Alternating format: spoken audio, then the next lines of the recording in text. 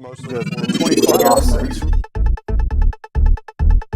Hi, I'm George Crump, lead analyst with Storage Switzerland. Thank you for joining us today. Joining us today is Arun Agarwal, CEO and co-founder with Infinio.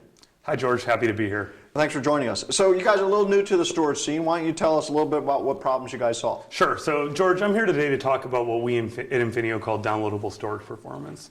And really, this problem we're trying to solve is how do you get decent storage performance in a virtual environment without throwing a whole bunch of hardware at the problem. Okay. So if you look at a typical virtualized environment, what it looks like is something like this. You've got a couple of physical servers, these big boxes here that I wrote ESX on. They're usually running a hypervisor, something like VMware ESX or ESXi. And on top of those physical boxes, you have your virtual machines. Right. Generally speaking, your storage is actually centralized, in part because you want these virtual machines to be able to vMotion and migrate between the physical hosts. Sure. And if you look at this whole environment, one of the most, actually really the most expensive thing is the storage system. And the reason is not because of space. We all know from our personal lives, you used to buy a laptop with 10 gigs of hard drive space, now you get hundreds. Right. It's always a capacity. I mean, it's always a performance issue. Yeah, right? you got it. You've gone from having 3 physical servers hitting this thing to all these virtual servers. Right. And so what happens is inevitably is you add more virtual machines and then you actually add more physical servers, more virtual machines. Eventually the response time on the storage system suffers and users get bad performance in the VMs.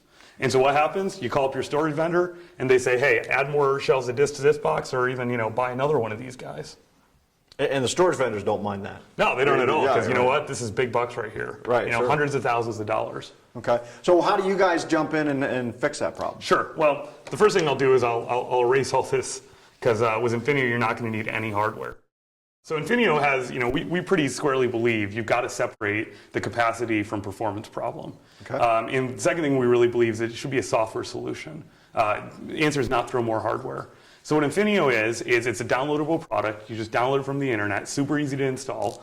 And what it does is it installs a virtual appliance on each one of your physical hosts. And what we do is we take a little bit of RAM and a little bit of CPU from each host, and we stitch it together into a shared caching and acceleration layer across us. So it's shared and deduplicated. Yeah, and that's really important actually, George, because the reason we're able to do this with just software and just the resources on these boxes, a little bit of CPU and RAM, is because it turns out if you look at these virtual machines, the blocks they need from storage are actually quite redundant. They're all running Windows or Linux. So the idea here is with the deduplication and sharing, a VM over here can actually get data that was recently requested from a VM over here. Yeah. That's why you don't need to throw hardware at the problem. Okay.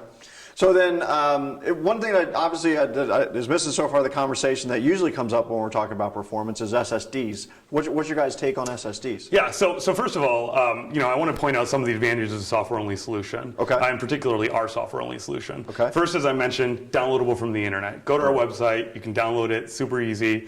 30-minute installation process and you're up and running. No reboots required, no interruption to workloads. We actually insert this layer with no disruption. Okay. That's very, very different than an SSD or hardware-based solution where you're going to go down to the data center, open up a box, disconnect cables, you're going to have to schedule a maintenance window, all that type of stuff just to get the hardware. This is no interruptions, no reboots, it just works. Okay. That being said, we know that SSDs are part of our customers' future, right? And they're part of our future as well. And so the idea is you can get going with Infinio, just with the RAM and CPU, and then you can add SSDs to any of these hosts. So let's say I put an SSD card here. And that becomes part of the shared distributed dedupe layer. Okay.